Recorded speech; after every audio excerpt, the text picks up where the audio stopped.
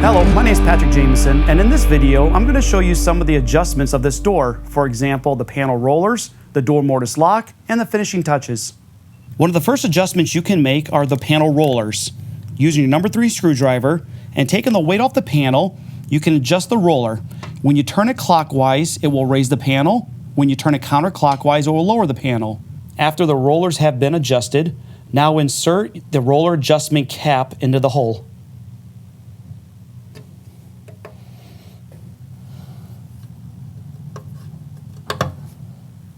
Another adjustment that can be made is the dual mortise lock.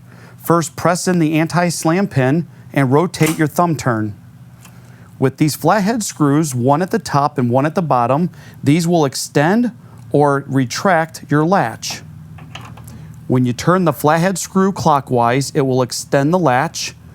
When you turn it counterclockwise, it will retract the latch. The panel keeper also has adjustments. You can loosen the 4 screws, slide the keeper up and down slightly, and retighten the 4 screws. One of the finishing adjustments is the panel bumper. This is going to prevent the panel handle from hitting the other panel's interlock. Using these 4 screws, you're going to fasten the panel bumper into your track.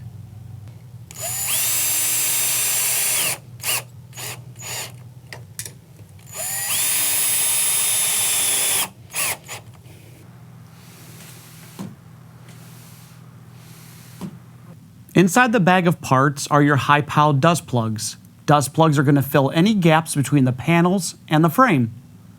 You will need to close your panels, peel the adhesive backing off the high-piled dust plug, and stick it to the extrusion between the interlock of the panel and the main frame. So to recap this video, we learned how to adjust the panel rollers, the keeper, how to install the bumper, and the high-piled dust plugs. Now we're complete with this installation.